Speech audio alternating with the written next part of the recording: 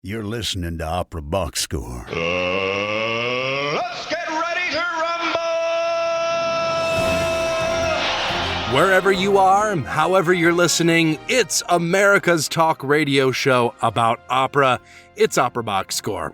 I'm Weston Williams, joined by Oliver Camacho, Matt Cummings, and Ashley Hardgrave. All right, this week we are halfway through the Major League Baseball season, which means it is time for us to swap some trading cards, American Composer Edition. And there are so many: Copland, Gershwin, Floyd, Dominick Argento. I'm done. I don't know anymore. Plus, George will send us another postcard from abroad. What iconic Italian opera house will he call B-tier this time? And then we go inside the huddle with Sir Emanuele Andrizzi. The Italian conductor, recently bestowed the rank of Officer of the Knights of the Order of the Star of Italy, is betting on Gian Carlo Menotti as he is set to conduct the Medium for Opera Festival of Chicago. Plus, in the 2-minute drill, certain artists from a certain country are not having a good news cycle. Make sure you subscribe to our podcast on Spotify, hit follow on Apple Podcasts, hit the plus sign, send us a voice memo or email us your hot takes, mailbag at operaboxscore.com, or just record your thoughts using the You Got Something to Say tab on our website, operaboxscore.com. However you contribute, you'll get an OBS beer coaster, an OBS lapel pin, and a #1 OBS fan foam finger, just for sharing your own hot take. And now, without further ado, I think we have some Olympics watch. Ashley Hardgrave. Everything is Olympics watch right now. If you're going to hear from me or Matt for the next 4 to 6 weeks, it's only going to be about Olympics, okay? Accurate. I spent Friday night, I was traveling, I was in Cincinnati, Ohio, and it was a Friday night. Do you go out? No. You sit in your hotel room in a robe and you watch the U.S. Olympic trials for men's and women's gymnastics. Y'all, Simone, she's so good. How is she still? She's legally too good. She is an illegal amount of good, and so is Jordan Chiles, so is Jade Carey. It was this like evening of highs and lows, and there were some really heartbreaking injuries that didn't allow some people that I was really rooting for to go on, which was kind of a bummer. But the depth in both, the women's team we kind of knew, but the depth in the men's team this year, so good. Will this be the year we break our curse, going back to, what is it, Athens, when we made like a decent showing in men's gymnastics? Yeah, I think it was the Ham brothers. That was the last time we were actually any good in men's gymnastics. That was the year when we won both all-arounds. Take that, Svetlana Korkina. Matt Cummings, of course, our resident Olympics expert here, scooped by Ashley, but it's a collaborative effort. Yes, we're a team effort when it comes to our Olympics fandom here on OBS. Just like Suni Lee and Simone Biles. Let's talk some opera. Hey, Opera Box Score fans, George Cedarquist here in Venice, Italy. The second opera stop for me. Of course, you might remember a couple weeks ago on the show submitted a report from the Teatro Opera di Roma.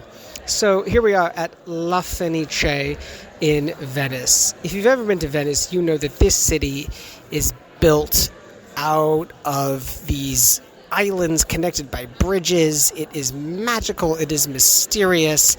And this opera house is no different. Built in 1792, so right after the death of Mozart, it burned down in the mid-90s and then was rebuilt. It had always been called La Fenice, the Phoenix, but of course, when it was rebuilt, that title really made sense. It kind of reminds me of Wrigley Field. Now, hear me out. If you've ever been to Wrigley Field, you know that this is one of America's ballparks, which is smashed right into the middle of a residential neighborhood, and that is exactly the situation here, where the opera house is sitting squarely in front of all these other housing buildings all around it. Let's get to the show.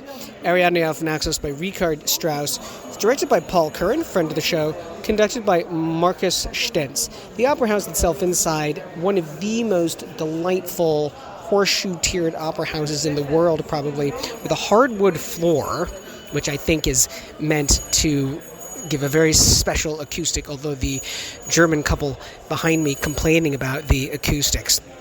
It's a contemporary production by Paul Curran. It's full of fun and joy, with some heavy hitters in the major roles, including Sophie Harmson as their componist and Aaron Morley as their Bonetta. Things are going well so far on the show. As I said, it's funny, it's fast-paced, it's a contemporary production, and we're excited what is going to happen after the break. Opera trading cards. This Independence Day, it is Trading Cards Americana Edition. This week, we pay tribute to some of the best opera composers of the 20th century. Calm down, we said some. We'll take a card from our shoebox, tell our pals why it's cool, and why you should think it's cool too.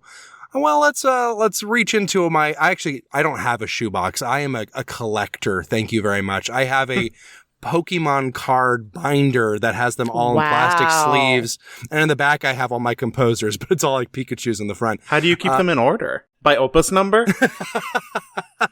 Yes. I'm going to do an early good call. I came across a TikTok earlier that does covers of the original Pokemon cries on guitar. They transcribe the blah. I have also seen this. It is legitimately so cool. My ear training is like, wow, those were intervals this whole time and no one told me?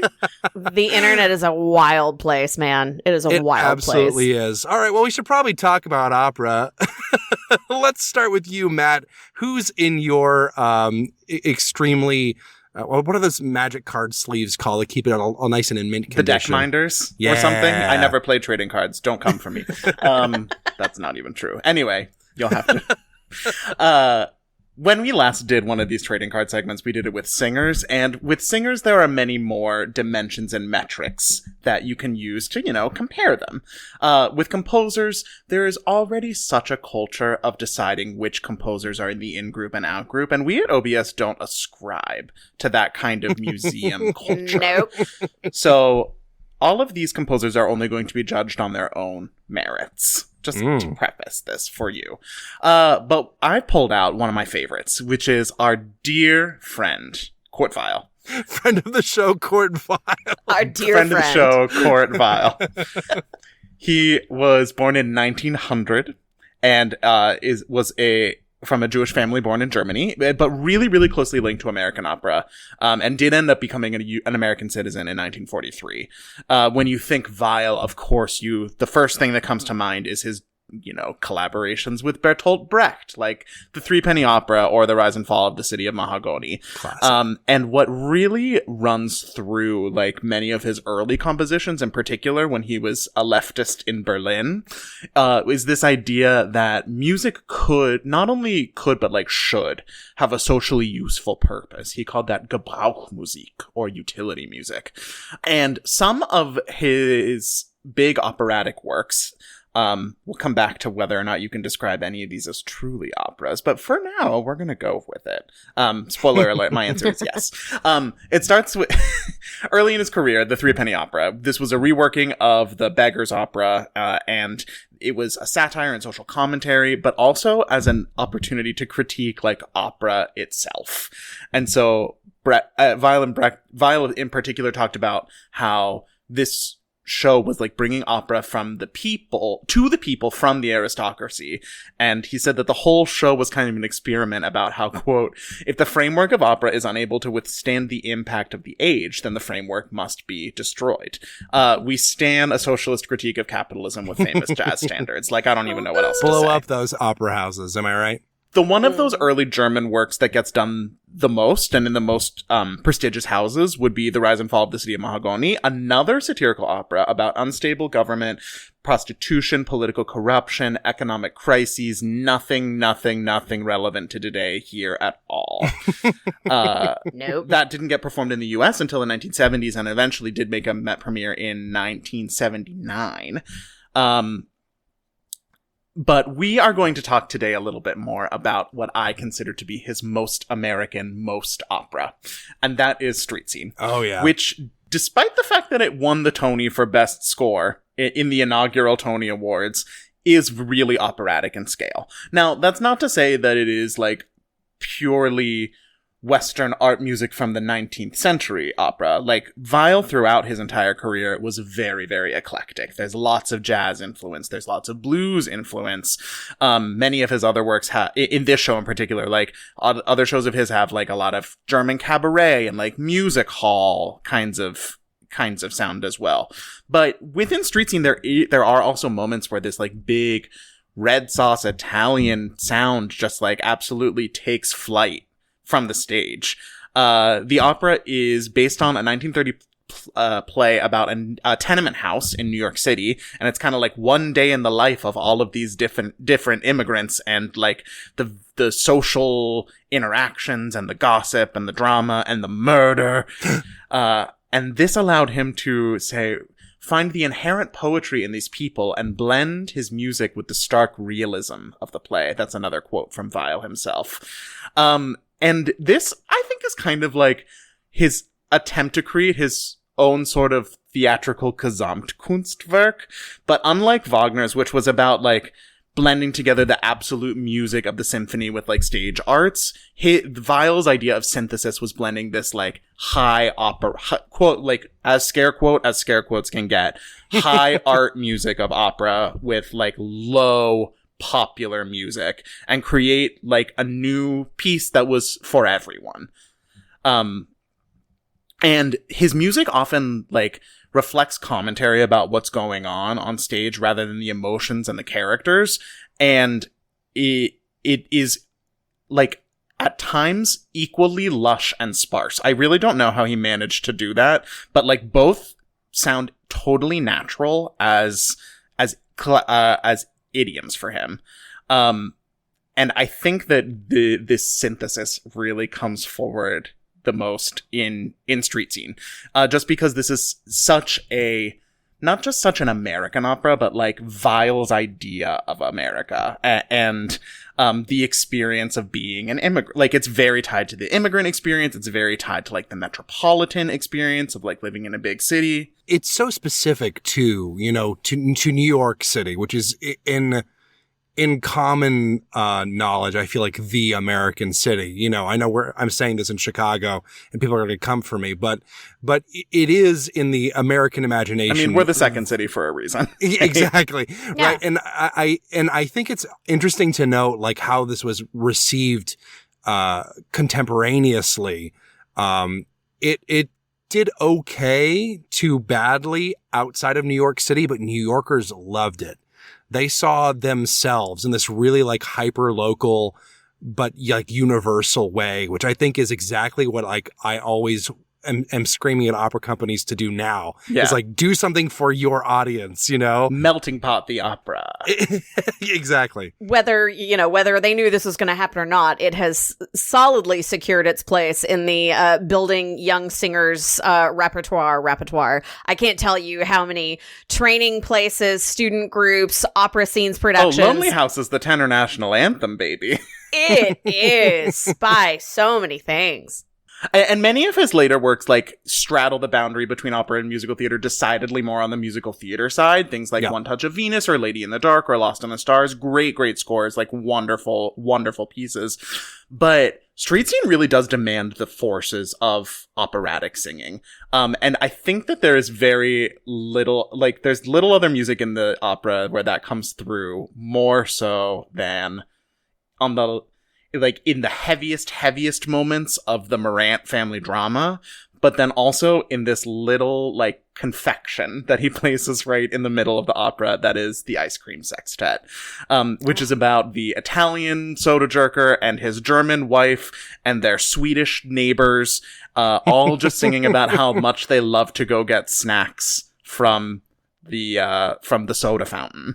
And it is, like, a Neapolitan song that everyone then joins in with, like, insane, crazy counterpoint, and then it basically becomes a kick line at one point, while his wife is doing a cadenza. Just, like, truly a melange of genres that you could not do better than.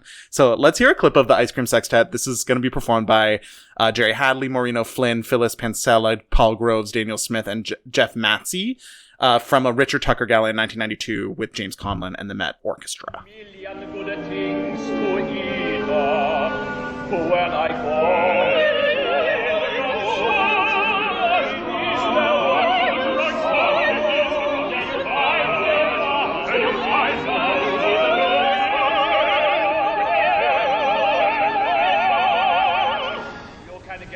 in the hand. Gonna get potato man. Get summer squash. But I want succotash. Okay. Big things from sewing. Lemons I do it. Chocolate biscuits, almonds, shake it on, shake it on, shake it on, shake it on, shake it on.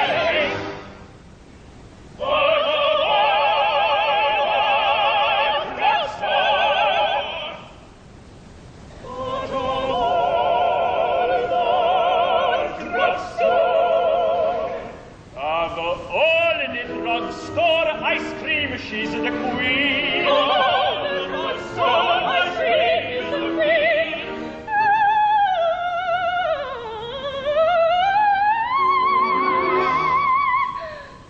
Vanilla.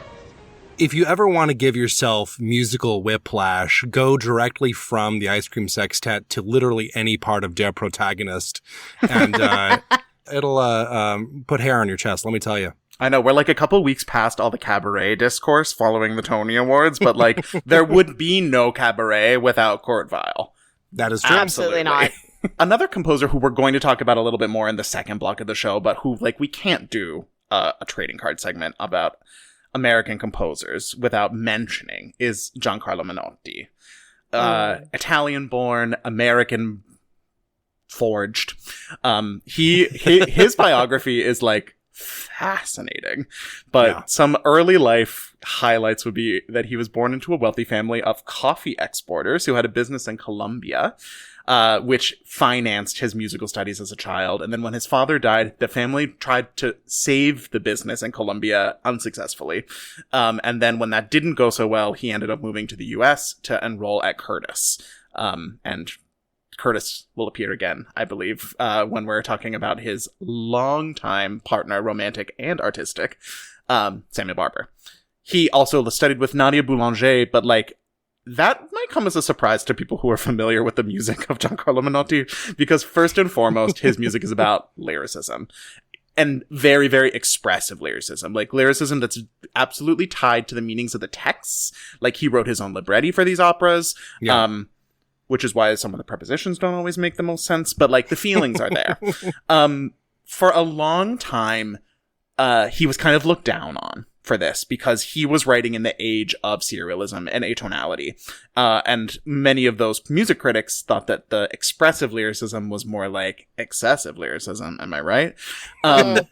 But, like, you can't deny that the man has a firm understanding of music and drama. And I'm going to leave it to our guest to tell us more about the art of Menotti. But one interesting link that I want to put in here is that both he and Weill were born to European families. They both immigrated to the United States around the same time period, albeit under very, very different circumstances. One to flee the Nazis, the other to attend college.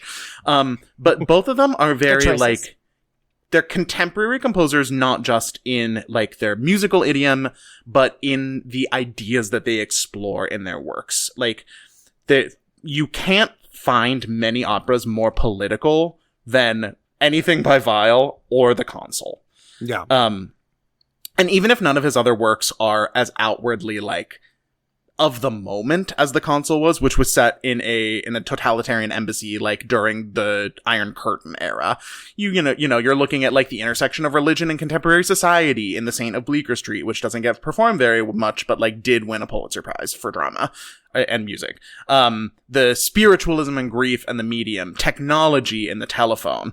And I don't know, when I think of Menotti, like, the moment that just where everything comes together and gels absolutely is in the Papers aria from The Consul. So let's send us home with a little bit of Eileen Farrell singing To This We've Come.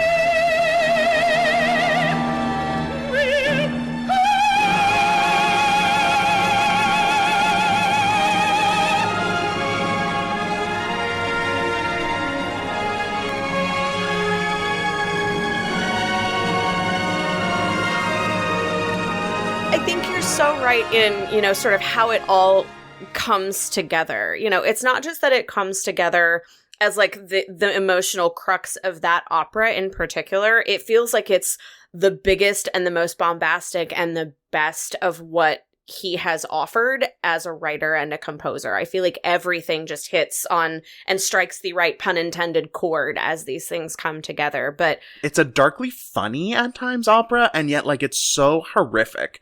It only goes to show like how deeply his understanding of drama was, that it isn't just like a whole bummer the whole time. Like it's a thriller set to music. I will admit, with all due respect to Matt and our guest, I think I have my doubts about Menotti as a composer, but I cannot deny his ability to craft a story. You know, I love all of his libretti. And I think that he's so emblematic of a specific time period in American history, where the American sound was trying to come forth in the classical music world. Now, usually you would probably talk about like Copland, but to talk about Menotti specifically, I do want to talk a little bit about his life partner and artistic partner as well, Samuel Barber. It's also in my contract that I won't discuss the Tenderland. You can't talk about it.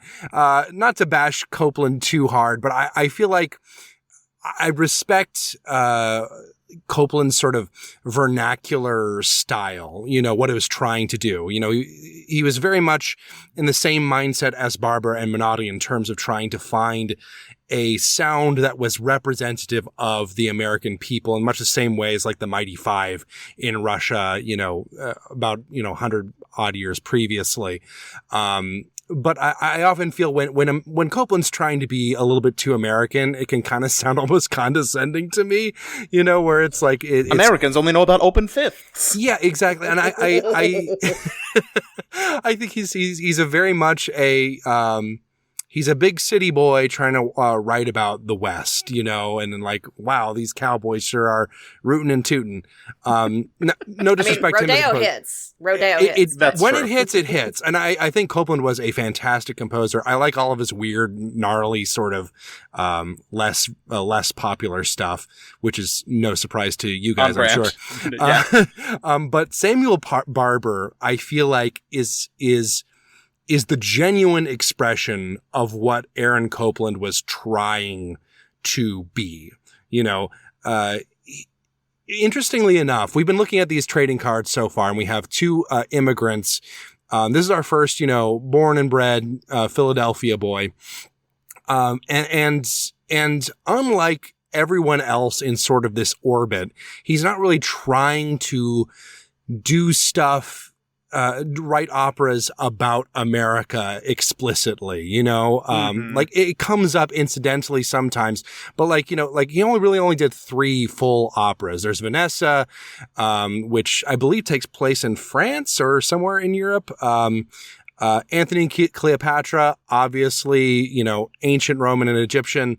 And the other opera is A Hand of Bridge, which is 9 minutes long, and I guess could technically be in America, but they're playing cards, so it's not really.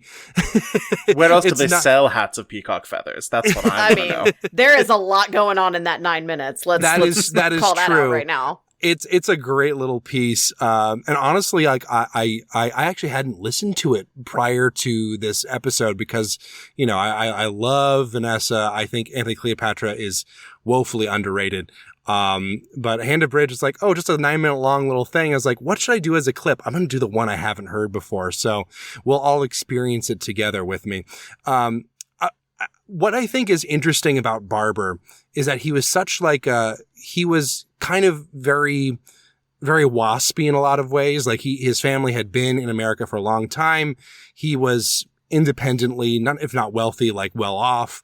He was not really trying to do anything, too strange, but he had this deep talent for pulling forth these really human stories in a way that is undeniably American, even when he's not explicitly trying to do an American sound. We talk a lot about, American style voices. Like there's a very American type of singer, and like they seem to have been engineered to sing Vanessa. You know what I mean? There's something so... there's a reason why Eleanor Staber could learn it in 6 weeks. Exactly. When Xenia Uranats backed out. But at the same time, he's not trying to be like, he's not imitating these 19th century sounds. He's not all the way off in, hyper-modernism land, even though that was, definitely of the era he was composing in. He's right there sort of, he is creating a sort of extended tonality more akin to like a Benjamin Britten, but with all that nasty Englishness removed. It really obviously resonated with the contemporary audiences. He got 2 Pulitzer Prizes. He was kind of a household name at his peak. He really has it's hard to describe why I like his music so much. Whenever I hear it, I'm like, oh, this is American music presented authentically and without apology. But in a way where you're not like missing any of the European styles, like it is a style that could only have been produced in America. It's very idiomatic and it sings very, very well. Exactly. Is why I also think a lot of people really love Samuel Barber, not least among them my dear friend Leontine Price. Which unfortunately became her downfall as she became trapped in a pyramid during opening night she at got the Met. out. She's still kicking. she's out of that pyramid. I think this is, so if we're extending the trading card metaphor here, this is not like one of those cards where you would necessarily go and it would sell for $1,000 if it's graded really highly on the BS, grading scale that they have nowadays. Because of the disastrous premiere of Antony and Cleopatra, he kind of retreated from a lot of, operatic writing after that. And the worst part is it's not really about the music. It was just sort of, every part of that production was like completely cursed by someone, maybe Aaron Copland. And it just really, he referred to himself in his later career after Antony Cleopatra, not as a living composer, but as a living dead composer. He was still composing a lot of really good stuff. A lot of his best work is his late stuff where he's really bringing in elements of atonality, but again, not in a German way, not in a Russian way, in a very American way. If you want to like really delve into the heart of Samuel Barber, I encourage all of our listeners to go and find that episode we did about Knoxville, summer of 1915. Mm-hmm. Wow, what a piece! Just one of the best compositions ever. It is so good, and like so much of his music is like that. It's not trying to please the public necessarily. It's not trying to be avant-garde. It's not trying to be a throwback to Puccini or anything European. It is simply just there, just an artist painting the world as he saw it, and there's something really incredible about that, even in the world of opera where you have a lot of really big personalities and really fantastic music. There's something about Barber that just gets me every time. So with that in mind, let's hear a little bit of his most obscure opera, the 9-minute long Hand of Bridge. This is just a little selection from it. You'll notice how jazzy it is. This is the most American opera he wrote because of the jazz alone. This is with the Arctic Philharmonic, and the conductor is Christian Klucksen.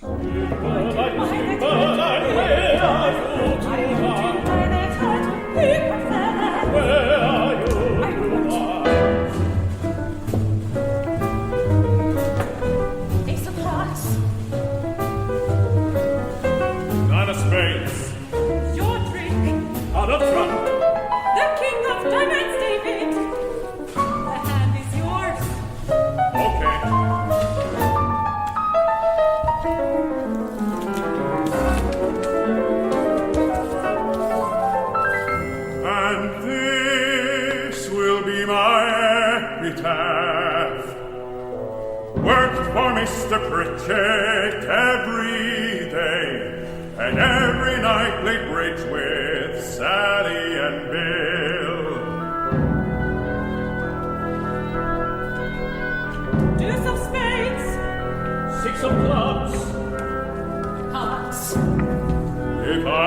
be as rich as Mr. Pritchett, the bastard, even richer, rich as Morgan. If I could be as rich as the Agata, a Maharaja, a Rockefeller. If I could be a king, the king of diamonds, the Sultan of America, an alabaster palace in Palm Beach. When it comes to Barber, there is, if I ever need just a good cry, no matter how, I'm salty on this show a lot, and I'm sassy, and I have things to say, but I have a heart.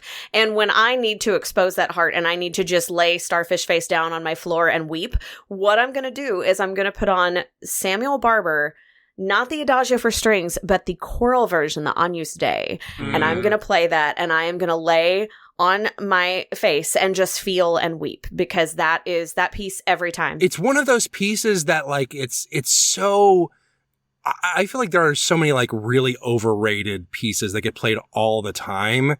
And, you know, like, I get tired of Carmen sometimes, you know, but, like, Adagio for strings in whatever form it comes, the choral version, the original string quartet version, every time it comes on, I sit and listen to the whole thing. It is incredible.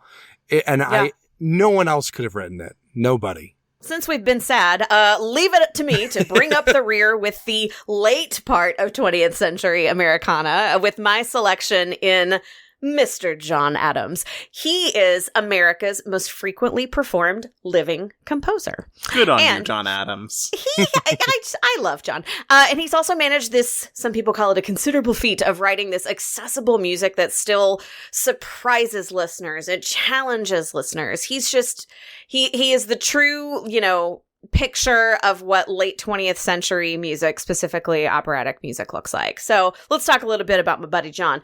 He was born in Worcester, Mass. in 1945. Fun fact about him, his family did not own a television, and they didn't have a record player until he was 10. Bunch of nerds. Both of his parents were musicians. They played a lot of jazz. His mother was a singer with big bands. His dad was a clarinetist. He grew up with jazz and Americana, Broadway musicals. His grandfather actually owned a dance hall, and he met Duke Ellington there when he was a little boy. That's so cool. Isn't that cool? Isn't that cool? I did not know that.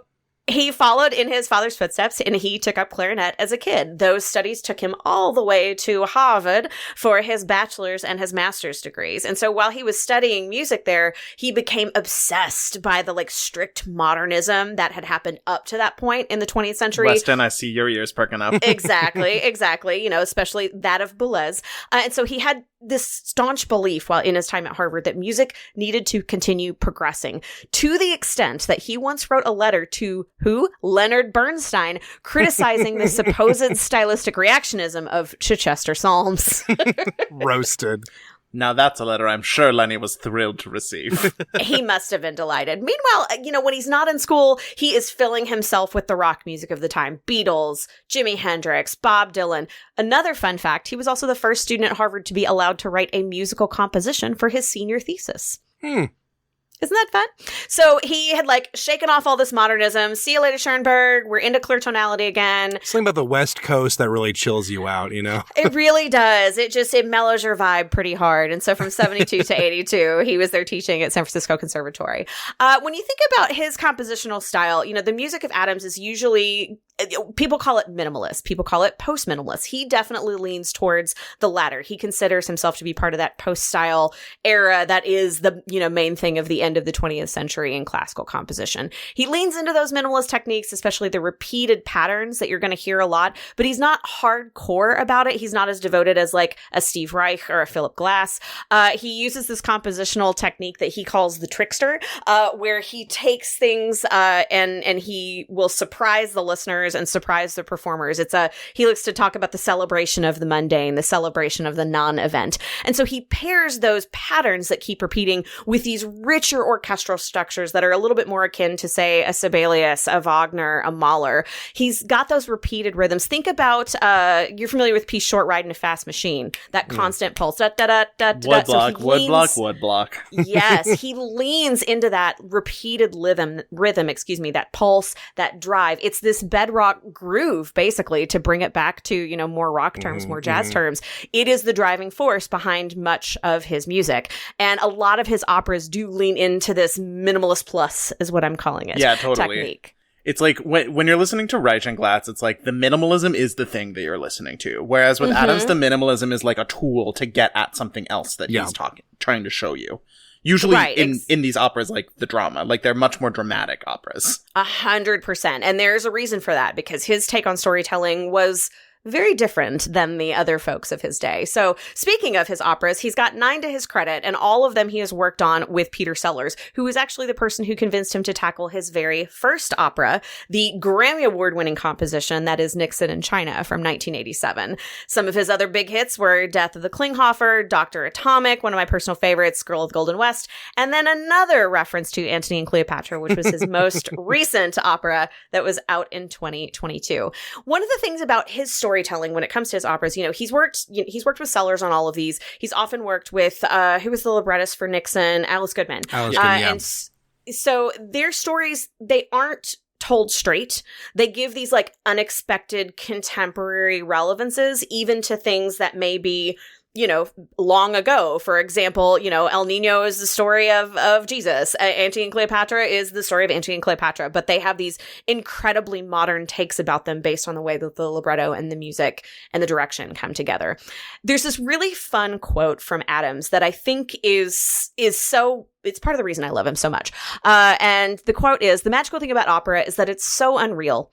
It's just so fundamentally unreal and impractical. And because of its basis in unreality, one can treat the largest issues in life, tackle the big subjects."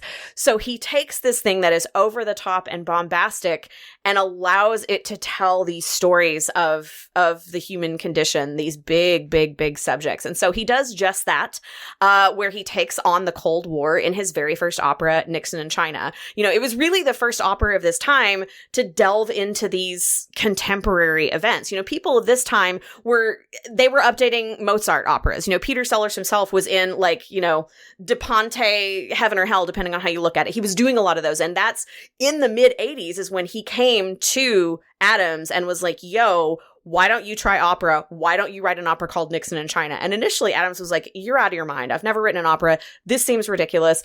And, you know, the thing is, Nixon in China, it covers these significant moments during President Nixon's visit to China in February of 72, with all of the different key political figures in this visit as the lead characters.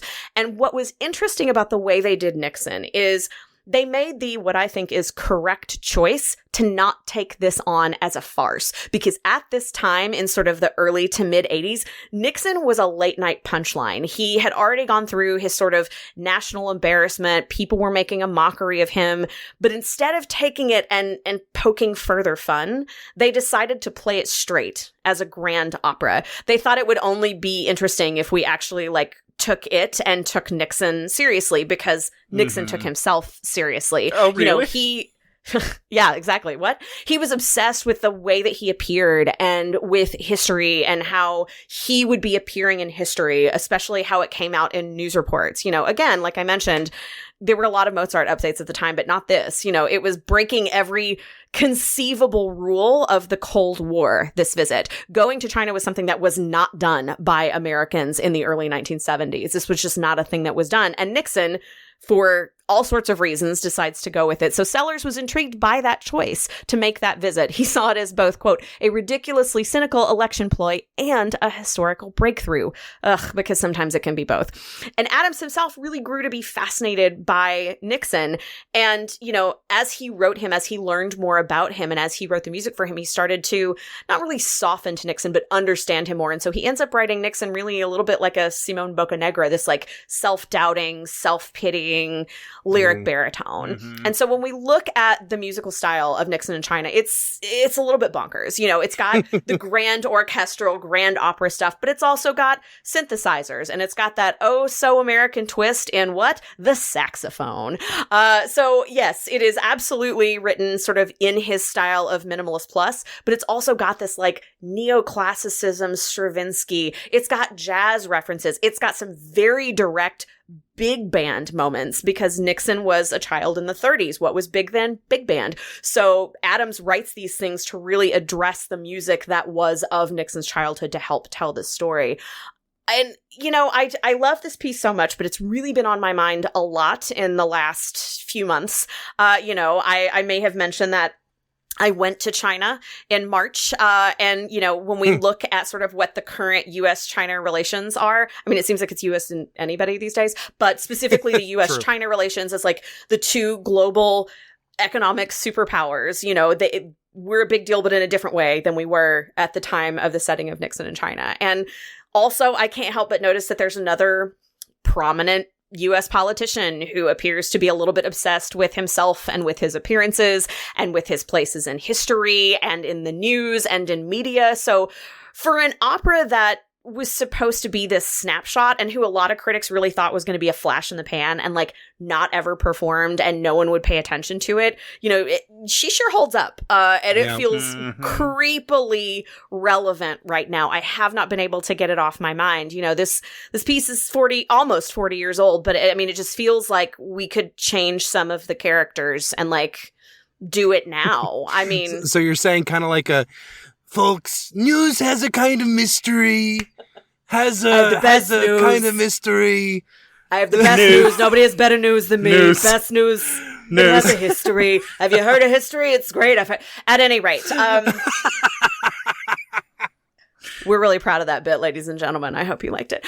But still, yes, I think there's really, you know, this week, this Independence Day holiday, you know, in America, it has, you know, connotations of celebration, but I think for a lot of people, there might not be as many feelings of celebration at the moment. And it also causes people to be really reflective on, you know, this country's place in history, what America was like 40 years ago at the time that this was staged, what America was like more than 40 whenever 1972 was, then, and then where America was at the time that this came out in 1987 and where America is now. And so it's just a really interesting time to talk about this piece and think about it. And there are incredible selections from it. I mean, the hits, you got Pat's aria, you got I Am the Wife of Mao Zedong. There are all sorts of really incredible pieces. There's also really amazing ensembles in this. Sellers was really interested in the idea, because he'd been working in that De Ponte space, he was really interested in the idea of the chorus as a major storyteller. So there's a lot of really interesting choral ensembles that happen as part of this piece. But I think the one that really nails this all down and really brings it home is going to be Nixon's news aria, which happens in Act 1 right after he gets off the plane and shakes hands with Zhou Enlai. So right now we're going to hear a little bit of James Maddalena, one of the original Nixons, doing this in a recording that was done for PBS Great Performances.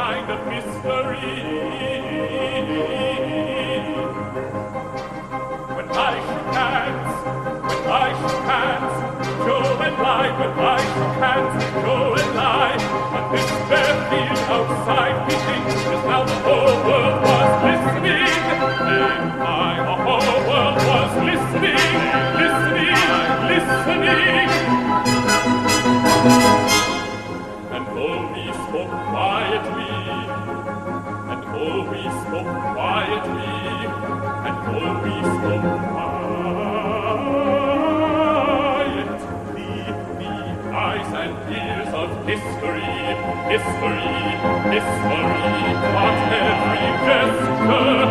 It caught every gesture. Caught every gesture and every word.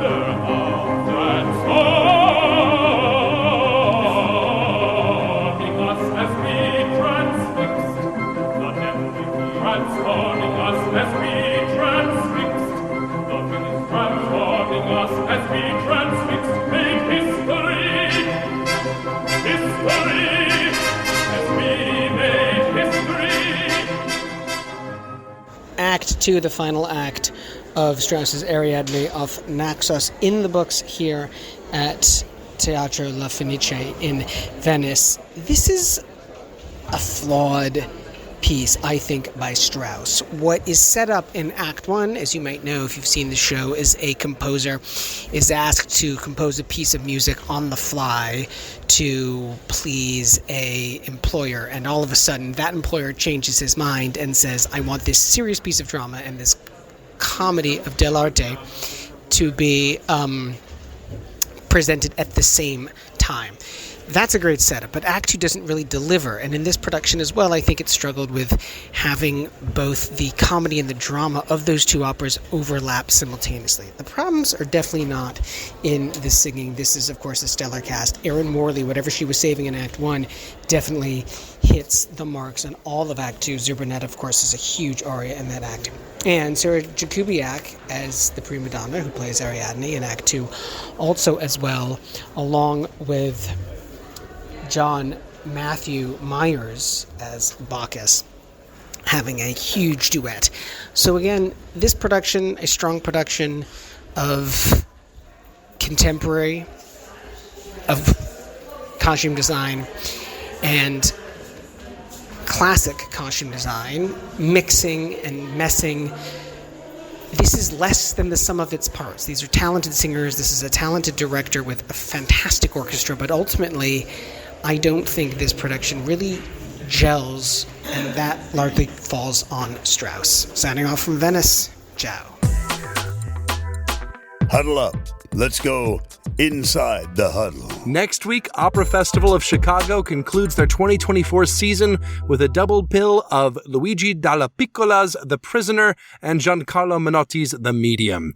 Since this is an American show, we're going to get right to Sir Emanuele Andrizzi's thoughts on the American composer born in Italy, Gian Carlo Menotti. But first, the story of how Andrizzi became a knight.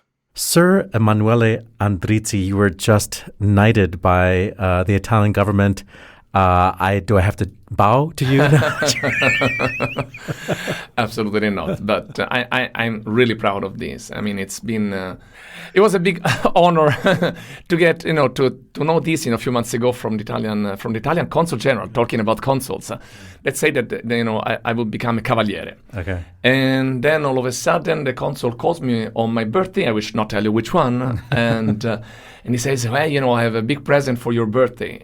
The President of the Republic with the wise persons that are part of this committee that decides these awards, honorificenze, as we call them, decided to skip you at the level of cavaliere and make you an ufficiale."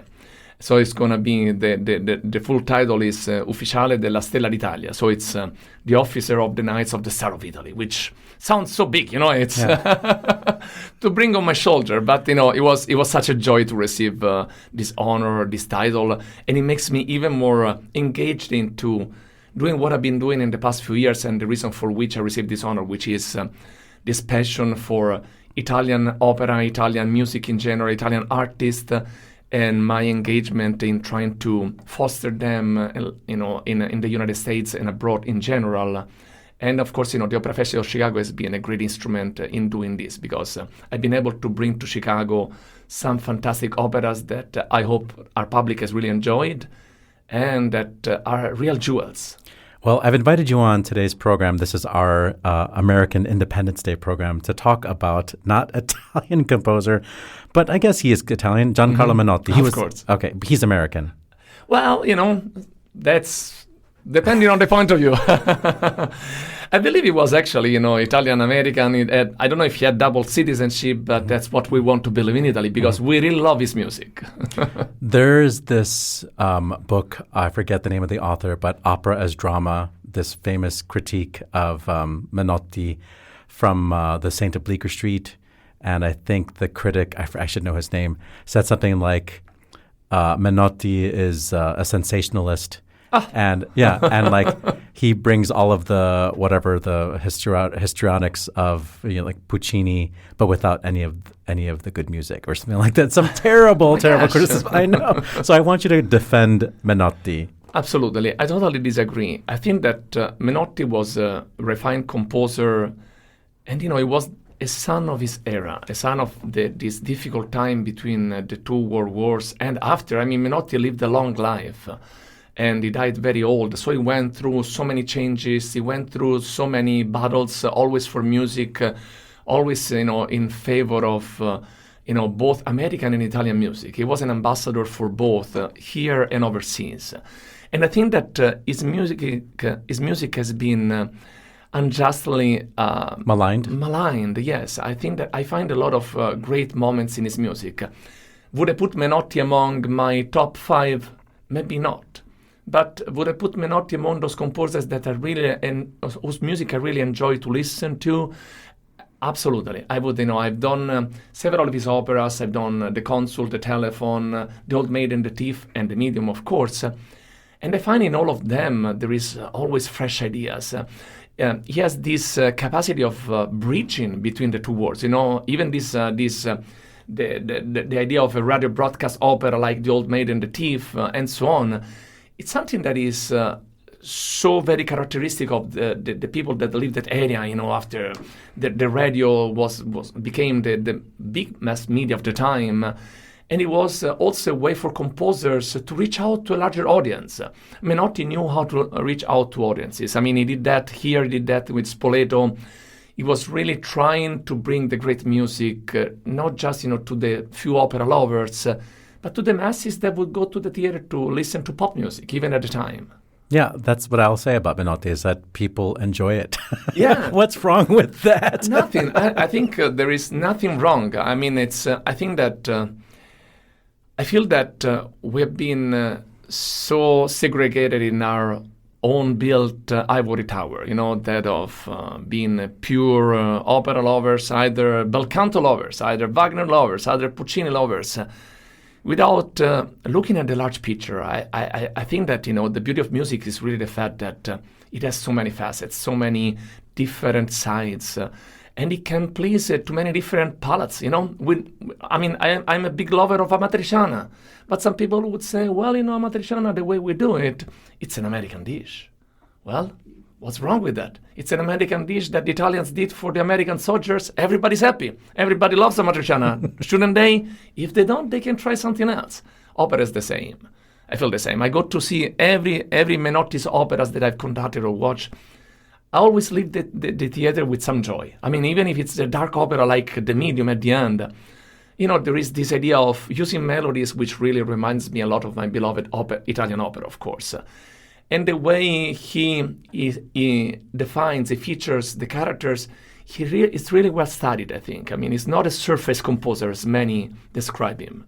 On the contrary, I think that there is so much. I mean, even just in The Medium, how he builds up the drama of Baba being an alcoholic and us really thinking, seeing what is in his mind when she hears the voice of Mamma, Mamma, dove sei?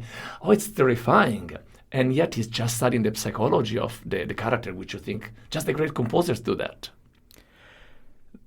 Right now, opera seems to be at a crossroads where the general directors and artistic directors of companies realize that they need to be more welcoming, and they need to find works that tell new stories, but maybe use musical language that's more approachable. And I think there has been a swing back towards, popularism, if you want to use that as a word. Absolutely. And Menotti, was already doing that in the modern era, post-World War II, and was criticized for it. Well, again, I think that at every point in history, critics wanted to be critics, and composers wanted to really reach out to people. I mean, even in Rossini's days, when people were going to the opera theater to have parties and eat and way more, as we all know, I mean, the critics were criticizing Rossini for being too popular. I mean, same happened to Donizetti, same happened to Puccini because his melodies were too easy. And yet the cultivated critics were saying, well, this is cheesy. Well, I would dare, any composer to write a melody like Puccini's. You know what I mean? Menotti suffered the same fate. And I think, unfortunately, nowadays, it is the same problem. I think that there's always some critic that thinks that art should be just a pure form of expression. And, I don't want to disagree with them, but I also think that even more so in these days in which we can really reach out to people because Spotify, the radios, the way we use podcasts, are such big, amplifiers. We should use them, to really reach out to diverse people, to different people, to talk about stories. Even, having a story about the telephone back in the day, or, the story of the medium that is so about, the 20th century. There is that sort of dark side of someone that is in touch with the spirits and takes advantage of people for money. It's an attempt to reach out to everyday's life, everyday stories. And I think that there's nothing wrong with that. Well, I've got you. One more question. Since you are a ufficiale of the Italian government, the Italian Republic, what is Italian singing? What is something that you identify when you hear a singer you never heard before in your life? Close your eyes. You don't know their hair color. What are the things that you can identify? That is Italian. Well, how many hours do we have to talk about that? It really depends on the repertoire. Let's say Puccini. Let's talk about Puccini. Puccini to me is about a certain color, a tone, an expression in the voice that has to be very dramatic and at the same time cannot lose the lyricism that Puccini inherits from the bel canto tradition. And although Puccini is the son at the same time of the tradition of the end of the 19th century, is also the son of the Verdi and the Donizetti. So I would like to hear those voices full of, on one side, the squillo, but at the same time voices that can be like velvet, we call it. I mean, a voice that has great legato and at the same time great power is a great voice for this kind of music. And of course, the legato is something that is a big part of the big tradition from the bel canto, and from the bel canto it develops into the love for the parlato, for the voice. This sort of arioso that Puccini sort of invents. I think that Italian opera has been struggling, coping, and enjoying itself for centuries about putting together a language that is so musical on its own with the music. And the dream from, the Camerata dei Bardi until, now Battistoni and, nowadays composers is always been that of, engaging with the sound of the voice and making the words be heard so that, we can tell the story. And a great Puccini singer is a singer that can sing the words with that Italian color, with the vowel in the right spot, with the vowels that, change sometimes where you are in the high and the low registers. It's something that Italian tradition, you hear the Corellis, the Di Stefanos, the Bergonzi, without even going to the Giglis.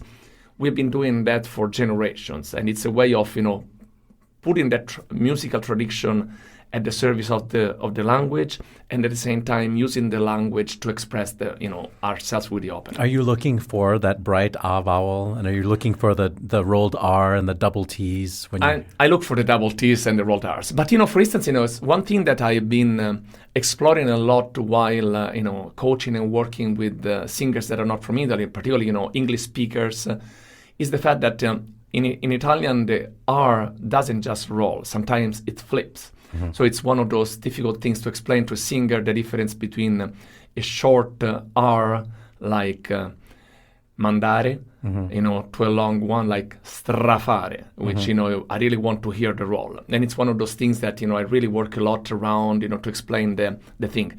The other thing that, I always try to work on with my American singers is the way we do the legato. This is a lesson that I learned from my wonderful friend and one of the greatest teachers, Alessandro Corbelli. Excuse me. Alessandro and I were talking about how to teach Italian music to people that don't speak Italian.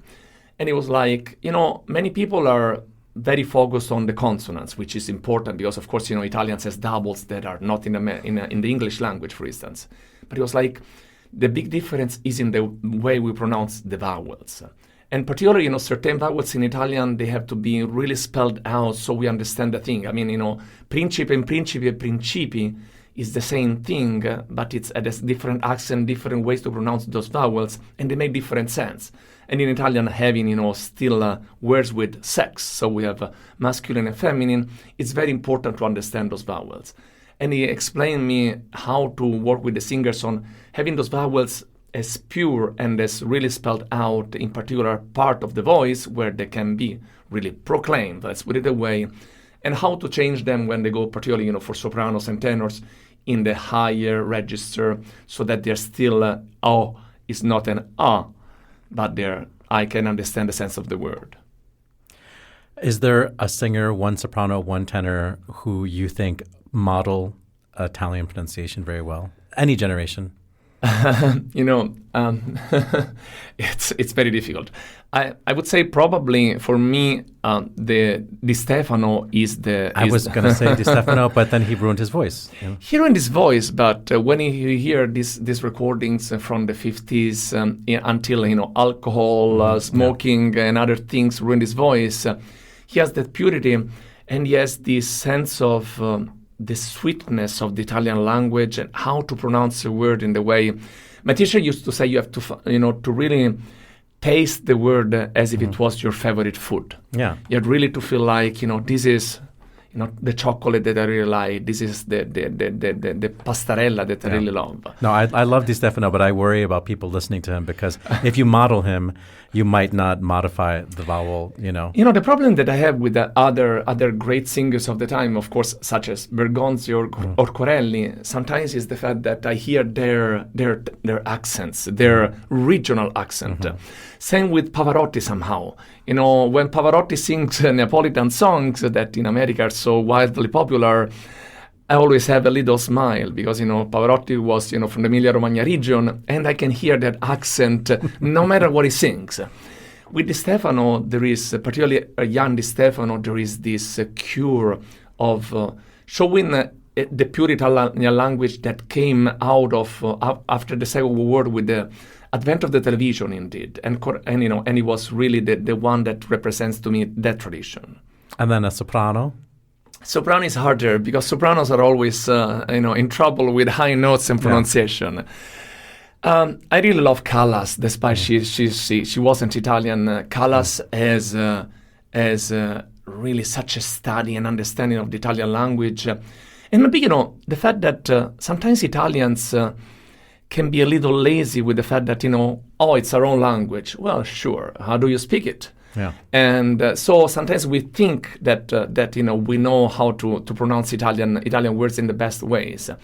And it's not always true. I mean, I went to literary studies for many years to learn these things, and then to music and to opera studies until I got a picture, and I still think that there is so much I could learn about the language. And sometimes I have doubts. I go to my dictionary. Callas had that kind of school.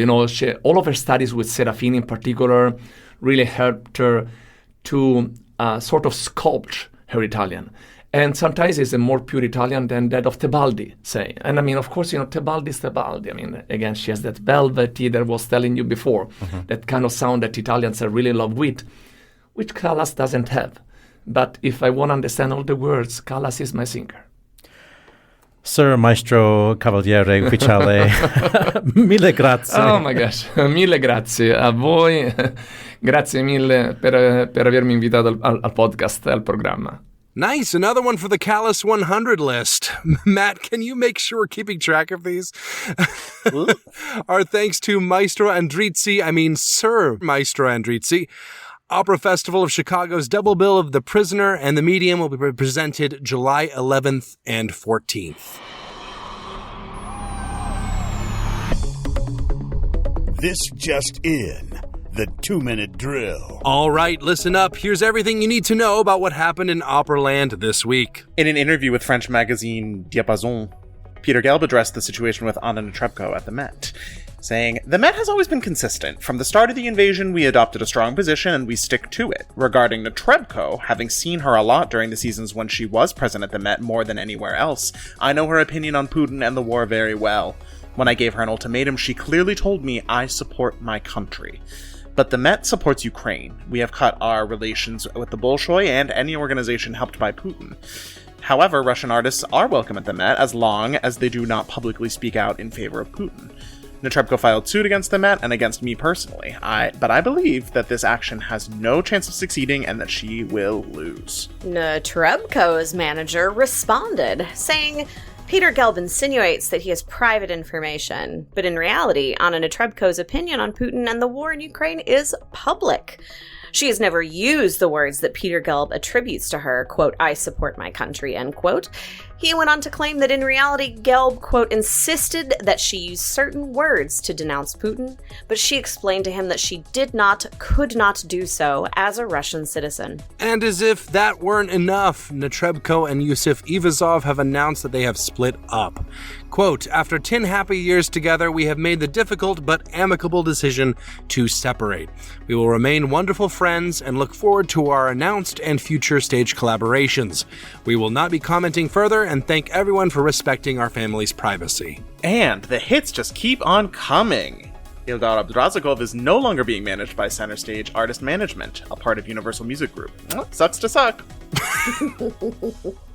OBS offers our congratulations and a hearty happy pride to Pumeza Matshikiza, the South African soprano who came out as gay last week when her fiancé, Afro soul singer Simfiwe Dana, announced their marriage engagement on formerly Twitter. Major awards time! The 2024 Opus Classic Female Singer of the Year is Anna Prohaska.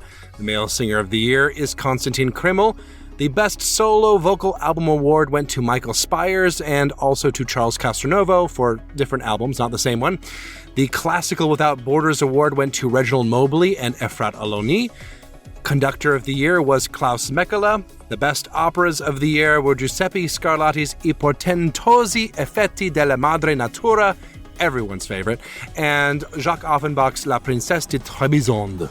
New Zealand soprano Eliza Bloom won the Elizabeth Connell Prize International Singing Competition, with second prize going to Ukrainian soprano Yulia Pogrebnyak and third place to New Zealand soprano Madison Horman. Music director of the Chesapeake Youth Symphony Orchestra and Washington Opera Society, Julien Benichou, received the prestigious Knights of Arts and Letters at the residence of the Ambassador of France. In trade news, Chrysoline Dupont has been appointed the next director of Opéra National du Rhin, replacing Alain Perrault, who is set to begin a new position at the Grand Théâtre de Genève. Dupont will take over the position in 2026. On the disabled list, Rachel Fitzgerald made her Santa Fe opera debut, stepping into the role of Donna Anna in Don Giovanni for Teresa Perotta, who has withdrawn due to personal reasons. Exit stage right, tenor Lando Bartolini has died at age 87 after a long illness. A specialist in the Italian dramatic tenor repertoire, Bartolini made his debut after winning the Mario Lanza competition in 1968, and went on to sing internationally until the mid-2000s. And on this day, July 1st, in 1873, we celebrate the birth of English soprano Ada Jane Jones, who recorded some early acoustic discs, one of the earliest recorded singers. German tenor Peter Anders, born in 1891, on the very same day as Italian baritone Benvenuto Franchi. Both of them created many roles in operas you have never heard of. French tenor Jean Giraudoux was born in 1916, and Belgian tenor Henri Leguet was born in 1920. German composer Hans Werner Henze, always got to get one in for Weston, was born on this day in 1926. Happy birthday to English mezzo-soprano Anne Wilkins, who created, among other roles, the old woman in Hence's We Come to the River. She was born in 1948. Also, a very happy birthday to American soprano Clemma Dale from Chester, Pennsylvania, and Scottish mezzo-soprano Cynthia Buchan, born in 1848 and 1849, respectively. Some premieres for you today. In 1897, it was the premiere of the music division of the Library of Congress in Washington, D.C. A really exciting performance, I've heard. Richard Strauss's Arabella premiered in Dresden in 1933. Not the best time to be in Germany, other than that opera. And Olli Salinen's the opera The King Goes Forth to France premiered in Helsinki on this day in 1984. And that's your 2-minute drill.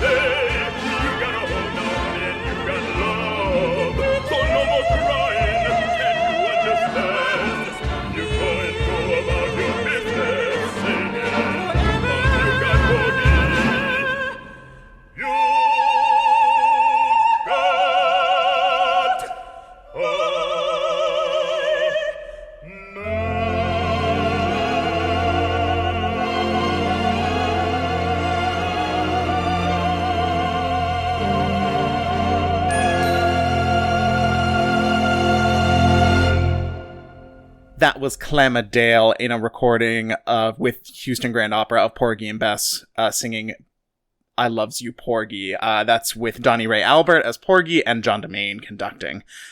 It's a great opera, and that is one of the best recordings, if not the best recording of it. Definitely check that one out. And yet, not a Hans Werner Henze piece. So, No, I, unlike some people, like our listeners. Let's talk just a little bit about the Opus Classique Awards. A lot of names here that did not make the final cut. And a lot of operas that no one's ever heard of. I do think that obviously the Michael Spires album should have won. And the Charles Castronovo album that we talked about was the Puccini Orchestral Songs album, which was pretty solid. I think it's called The Great Puccini, I think was the name of the album. Yeah, I something think that's like that. right. Mm-hmm. Yeah, Michael Spires had also been up for Male Singer of the Year, which he lost to Konstantin Krimmel for his recording of Die Schöne Müllerin. As was Jonathan that's Tettleman. right. That's right. Yeah. This, I don't think this has been a great one for friends of the show. Sometimes that OBS bump doesn't quite get you over the edge, but that just means we need to listen to, we need to bring on more singers who are competing for the Opus Classique Awards, I suppose. Sabine Devier, where are you? Gotta get her on. I honestly love her stuff. Really do. Or we could also get, Giuseppe Scarlatti.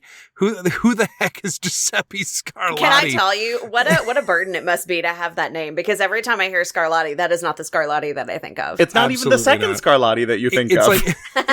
You're like at least 3 or 4 Scarlattis down at minimum. I'm a clean 5 Scarlattis deep before I'm even thinking about Giuseppe. I tell you what, there's about as many Scarlattis as there are backs and forths about this Netrebko Peter Gelb litigation. Transition of the year. Okay, listen, this whole thing with Anna, I'm not, I know it wouldn't surprise anybody for me to be a big fan of Schadenfreude, when it comes to specific parts of Miss Anna's personal life. But you know what? A classy broad doesn't comment on that sort of stuff. So I'm not gonna, but listeners, you can use your imagination in thinking what a normal sassy me would say, but I'm gonna keep it classy and not comment on that. But I absolutely will comment on this lawsuit that Gelb decided to go ahead and talk about in a French magazine. I mean, do I think she's gonna win? 60-40. 60-40. Depends on how her lawyer plays it, but considering that he's popping off in the media about Gelb, his chances it's okay. are going He actually down. has absolute immunity for opera singer casting, says John Roberts. Because it was an actual general manager. It was an official duties. act, yeah. It was an official act. That's what it was. Yeah. So he's playing the long game. He's gonna be elected president, and then we'll have to deal with Peter Gelb in a much greater context. Rules are rules, but are they? God. We've not found that to be true in the last few weeks. Yeah, well, I mean, if there's any justice in the world, Anna Netrebko will hopefully not ever have to show up in our 2-minute drill again, but somehow I imagine she will. May she have the day she deserves. Let's wrap this show up. Good call. Bad call on Opera Box Score. Good call, bad call. It's how we end the show here. My bad call is obviously the United States, but, I think that's pretty obvious. Let's start with Matt Cummings. I'll start with reading one from Oliver, which is that he wants everyone to know about episode 3 of the new season of The Bear, which has all of his favorite things. Gorgeous shots of food, a heartbreaking opera soundtrack, and rodent men, TM, in heavyweight white t-shirts. I am still behind, so no spoilers. Thank you, Oliver, for your discretion. I'm also behind, but did finally start the new season of House of the Dragon, and just... when are we making an opera of that, and which Bear-a-Hunk would make the sleaziest Kristen Cole? Oh. Good question. Oh, there's so many. Ashley Hardgrave. In a throwback to a previous episode, Band Nerds Unite. Band Nerds are back. It is drum corps season, and I got the awesome pleasure of going to see a very early DCI Drum Corps International competition this weekend out at Benedictine University out in Lisle. And it was really interesting to see, sort of the openings of the season for some of the groups like Madison Scouts, Phantom Regiment, but I have to congratulate Carolina Crown for taking the top honors this weekend at the Cavalcade of Brass competition out in Lisle. They are so good now. I cannot imagine how good they're going to be when the finals come up in August. Anybody want to go to Indy? Because we could just go, Weston, get in the car. I am down. I haven't understood a single word you said, but I would go. That's it for this week's edition of America's Talk radio show about opera. Make sure you subscribe to the show wherever you get your podcasts. Get your voice heard and find links to stuff we've talked about at our website, operaboxscore.com. That's also where you can put your money where our mouths are. Give back to the OBS using the Support the Team tab. Your announcer is Norm Woodell, your creative consultant is Oliver Camacho, and your audio editor is me. For co-hosts Matt Cummings and Ashley Hardgrave with guest Sir Emanuele Andrizzi, I'm Weston Williams, asking you to continue the conversation about opera at a cookout, with whatever patriotism you have left after a half dozen Supreme Court decisions. We are back with an all-new show next week where we celebrate Bergonzi 100 and get another postcard from George. Plus, you get more opera headlines, more hot takes, and more Trump impressions shoehorned into classic American operas. Join us.